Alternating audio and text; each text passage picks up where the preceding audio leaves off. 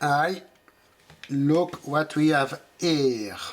At least after 30 years of collecting cameras, I was able to get a Nikon F4. So it is in a broken condition, but still very nice collection camera. I am missing the battery grip here, obviously. Not terribly easy to find at affordable prices, but I will keep an eye on it anyways. So it is also my first eBay purchase from Japan, and believe me or not, but it took 4 days to arrive. I ordered it on a Sunday afternoon. It was shipped on a Sunday night or Monday morning from Fukuoka, Japan. It was a DHL with free shipping. It transited by Osaka, Japan, then Hong Kong, then Cologne, Germany, then Brussels, then my city. All this in 4 days, and it was delivered Thursday morning.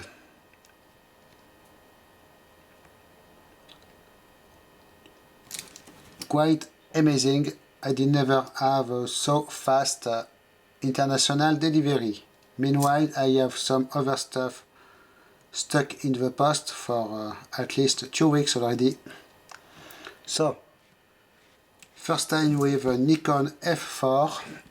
Really happy to have one. This one was 50 euros free shipping. It was possible to get cheaper ones, but without the prism viewfinder, which is already worth quite a lot. So I did prefer to get one with a prism viewfinder. Which problems do we have with this unit? Obviously some, I am not sure if it is a battery leak or salt water ingress in here. Some oxidation at least, here and here. Broken case here around the prism, but it is not too serious. It could be re-glued if I can take this apart, but I was not able to undo this button here. So a quick walk around. The famous Nikon F4 for professionals and paparazzis. Later on you had Nikon, other versions of this one or Nikon F5. But this camera, back in the time, was one of the most expensive cameras you could find. And really, I did dream of it a long time, but it was totally unaffordable and not even possible to find one in parts condition. But now it is possible. You can get the camera bodies on eBay Japan for 30 euros around, something like this, plus shipping, the same price in shipping. So this one was quite a good deal. So it is of course, it was of course the flagship of Nikon. Super advanced camera, up to 8 photons of a second shutter, involving titanium blades and things like this, I believe. Controls everywhere. Particular thing on this one, you can see it is not possible to undo easily the bottom cover because it looks like we have this piece of rubber glued in here that will prevent accessing screws. I do not want to undo it for now unless I find a better one. If I find a better one, this one will be teared on. It will be a first time for me, for sure. I did just open this little cover here. It is access to a flat flex connector. But really nice thing. So the particular thing with this camera is the removable prism assembly. You can swap with other ones. You can see the frosted glass here, some contacts, some rails. The mirror is stuck in upside position here. on this prism has obviously some parts of a light metering system. I can see two light sensors here on the side, so some contacts for it. At least, yes, with your light metering settings here. Center, wall area, and spot metering, something like this. Some adjustments here, according to your glass, I believe, or something like this. Also, light input for one of the things you see in your viewfinder, on 3 little windows here, matching here the LED indicators. This one must be for focus, so very tiny things. And this one must be a LCD display with speed information and things like this. So quite amazing how small it is, and it is optically connected to this part here. So really a nice thing to have. And of course, if you are paparazzi and you are shooting VIPs, throwing their trash, for instance, you want to sell the photos in Pupils magazine, you want your film to be safe in your camera.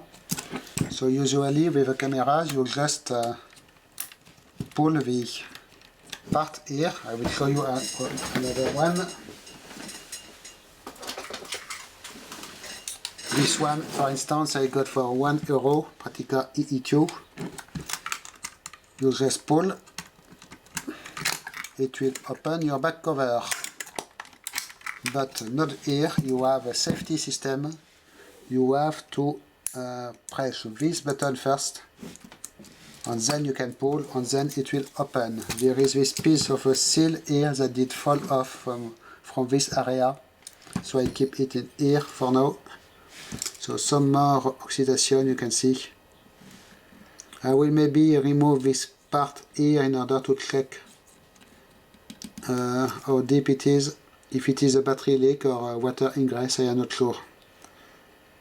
So I hope it is not completely ruined inside this part here, but I cannot really undo it with no damage for now. And I would like to keep it in my collection until I find a better one, at least. I do not think I will do it for now. Okay.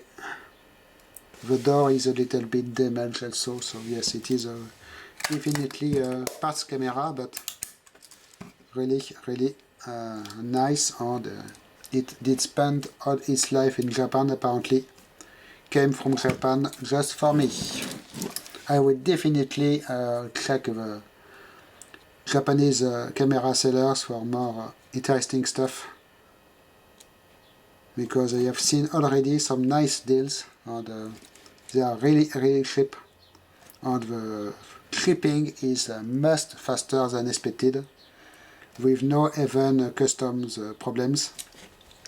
The VAT, or TVA in French, but VAT was paid by on eBay directly with the purchase, so I did not have to pay anything else, and the parcel came in 4 days. So to finish this video, quick look at this one. Praktica EE2, I got it on a classified website for €1 because the mirror is stuck, but it is a nice East German camera with, I remember actually taking one apart a long time ago, and it has some interesting electronics inside. But this one I will keep in my collection. Maybe I still have somewhere the electronics on this camera, requiring very impossible to find special battery. But I had not this model in my collection, and for €1 I could not say no. Even if it is stuck, the overall cosmetic condition is quite nice. So definitely a keeper. But, well, this one must be 4 times heavier than this. Wow, this is a monster. Really happy. So thanks for watching, bye bye.